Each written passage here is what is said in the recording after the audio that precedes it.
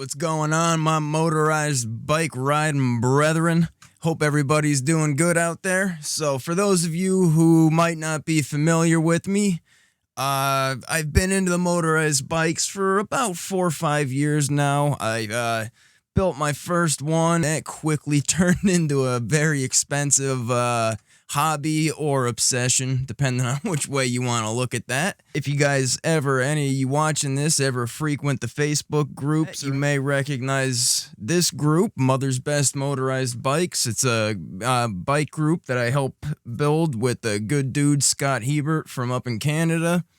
And it's grown a lot over this past year. This is, a great group of guys in here. If any of you are ever looking for advice or you have any questions about parts you want to buy or parts that you don't know what you need, these Facebook groups, Mother's Best Motorized Bikes and RDM 66/80cc Motorized Bikes. It's a group run by another really good guy that's pushed our hobby forward by leaps and bounds, Ryan Dara, and a couple other really good people, but that's his channel, his page essentially. And that group, if you're looking for crazy, top of the line, custom built bikes and engines, this is the page you want to check out. Trust me, you'll find some really, really cool shit on there. Same with Ethan Smolik. He's another guy, Smolik Performance. Check their website out. I highly recommend it. These are the guys that brought the Minarelli hybrids to the masses. So, for the new builders, right?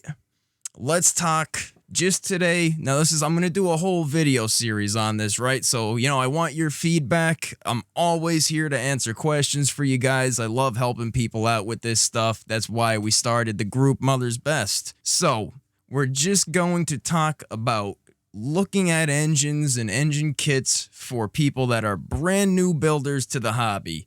Further on down the line, we'll get into the real fancy and expensive custom engine builds and who the good builders are, who you should steer clear of. Of course, we'll cover the bikes themselves, what frames are good, what you should upgrade first when you get the bikes. But for now, we're gonna get over the one big major hurdle for everybody that's new or thinking about getting into this hobby, and that is picking up an engine kit, right? Let's check out. Well, I'll show you guys all the the usual scumbag suspects here, and we'll talk about each one, what's good, what's not. So we'll start on Amazon, right? Yeah, that's the first place everybody goes to look for just about everything these days. There's all kinds of kits. You'll see stuff like this Anbull.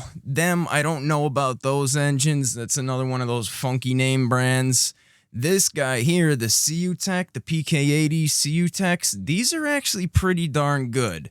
And I'll show you this kit here. You get the full kit, CU-Tech engine, you get your throttle, grips, clutch lever, all your mounting accessories and hardware, chain tensioners, sprocket mounts, chains.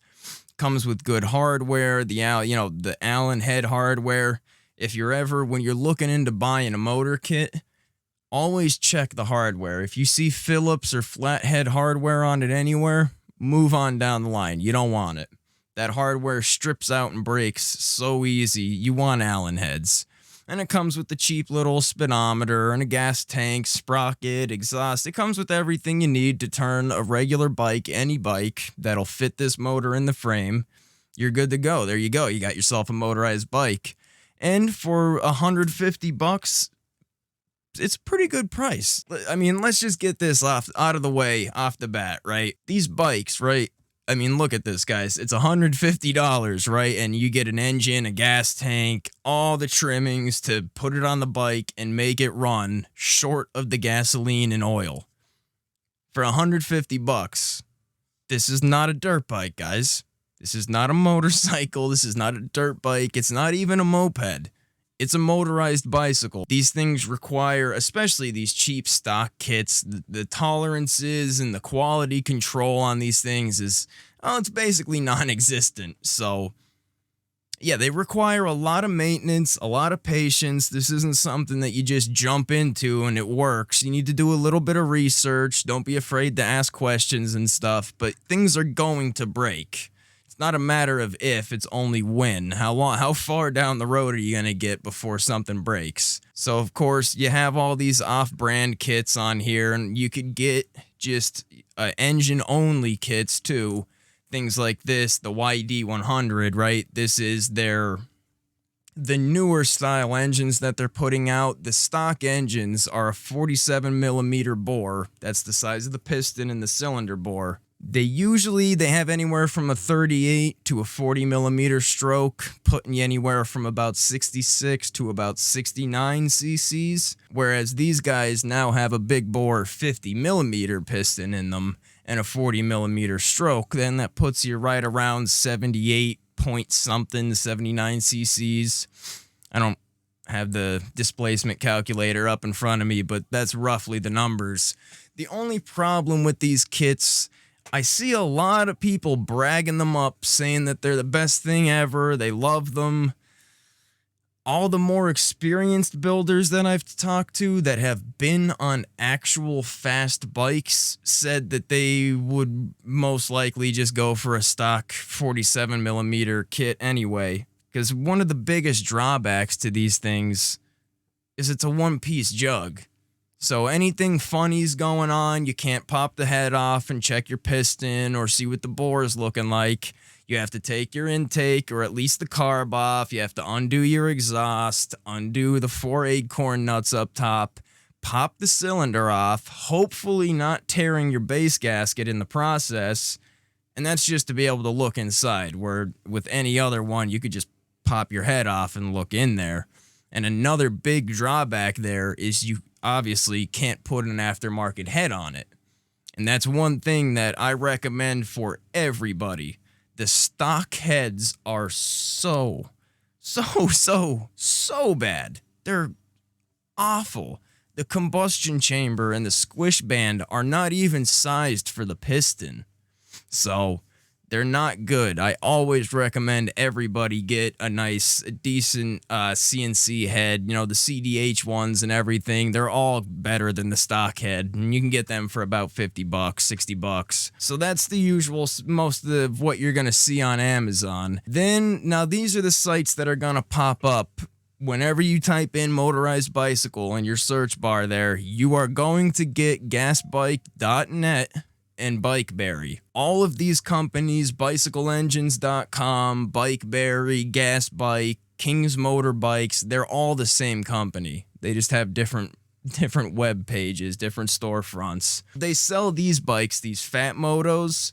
This is 4-stroke. I'm covering more so just the 2-stroke in this video. I will, if you want to see a video about the 4-stroke stuff, I also know a lot about them. So, let me know. I'll make a video on that too.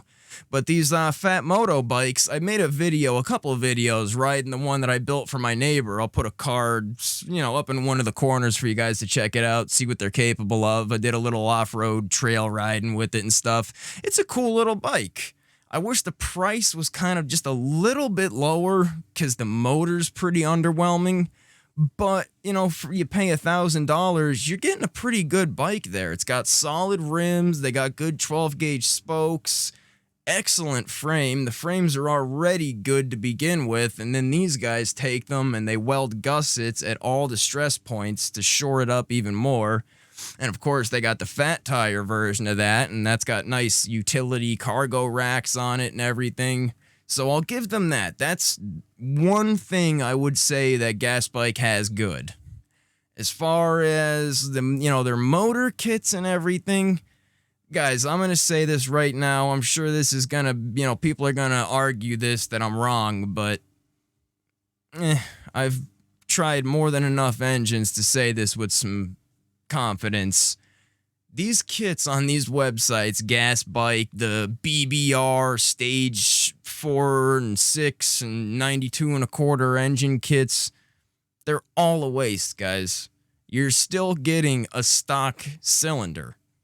Even the ones that are ported, quote unquote, they're not any better than what you would get in the $150 kit. It's just got BBR stickers on it, and you get their fancy looking CDI and, maybe like a billet head or something. But it's not worth paying double for it. I promise you that.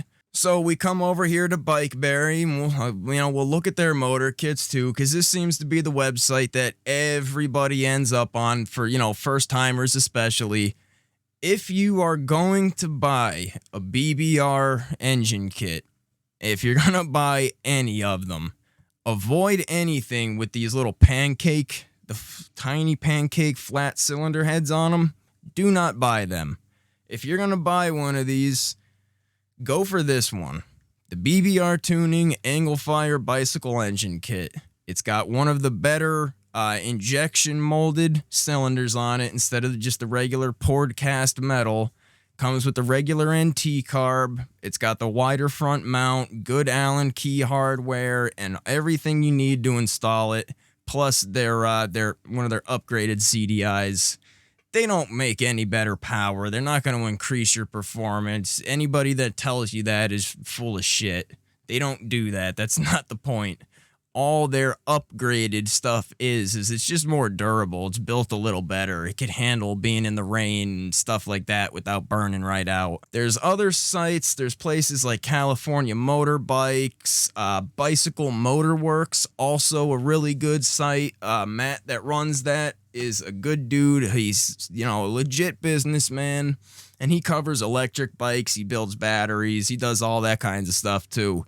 These engines, though, right here, the Wildcats, they're probably I'd say they're the first or the second best stock engine kits. And California Motorbikes has always had, good service, good quality. But I would say number one kits to buy are the Grubees.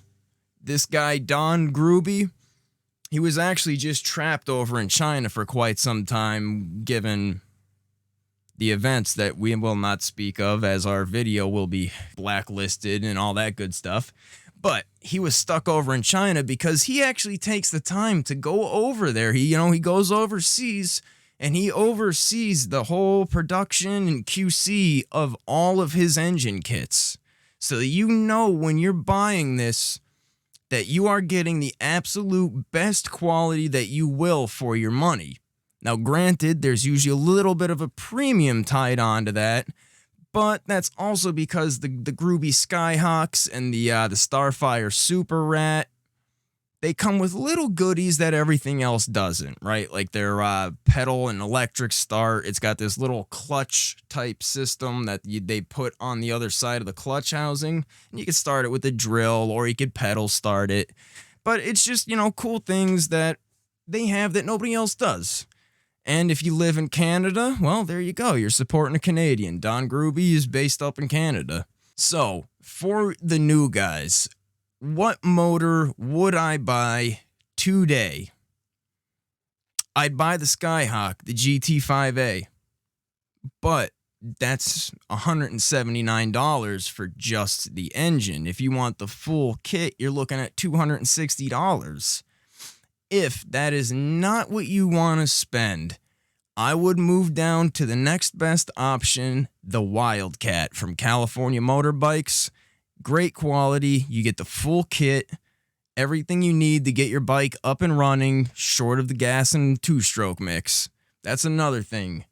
Always buy the best two-stroke oil that you can afford within reason, right? Opti 2, the Lucas Semi-Synthetic, Amsoil Dominator, the Motul 800, Yamaloop. There's so many good options out there. Anything other than dollar store oil, basically, modern two-stroke oil is all pretty darn good. So, if you guys enjoyed this and found it somewhat informative, I'm sure there's tons of stuff that I'm leaving out here, guys. There is so much to cover here that without you guys giving me direct questions to answer for you, it's kind of hard for me to make a video that's going to be interesting and not drawn out 3 hours long of me just rambling on about every last little detail of building one of these bikes.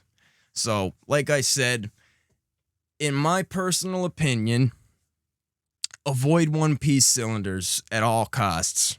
They limit you completely. And of course, there's engines like this one. Here, let me find this one for you. And this is kind of a cool engine. It's got an electric start and all that, but they have a one-off unique intake pattern and layout and a totally different exhaust port or flange that's angled different, and it's designed completely different from all the other engines. So anything that you have, if you've gotten custom pipes or custom intakes for your other bikes, none of it will work with this one. And it's a pretty beefy, hefty engine. You have to add batteries and stuff to the bike. It's not nearly as clean, and it performs worse. So it's adding that electric start's not worth it if you ask me. Now, Bicycle Engines here also has the new BT80 Super Sport, which is the BT80, but with the stock bottom end. It's the BT80 just without the electric start and the centrifugal clutch. So if I were you, I would completely avoid these engines. Outright, just don't even bother with them. They don't perform well, and your options are severely limited. Also, the cooling fins on the top of the head go sideways. So instead of the wind cutting through the fins, it hits them like a wall. So that's not going to cool very well either. Alright guys, that about wraps this one up. This is just a quick, short little video. Like I said, I'm going to turn this into a whole series. We're going to go down the entire line. Let me hear from you guys, right? I want to know what kind of questions you want answered, because I've been running the bike groups and stuff for a couple of years now, and I answer so many questions every day for so many people that I could just sit here and rattle crap off for hours. So ask me your specific questions, what you want to see, what you need to know, and I will gladly help you guys. I've been there, I've done that, I've built many of these bikes, wasted a lot of money and a lot of time trying to figure things out. And yeah, if I could help any of you guys out, help you get your build up and running quicker, save you some money, save you some headaches, hell yeah, I'm happy to do it. So yeah, hope you found this a little useful, and I will catch you guys next time. Stay safe out there, ride safe guys, enjoy the beautiful weather, enjoy your freedom. I'll catch you next time. Peace.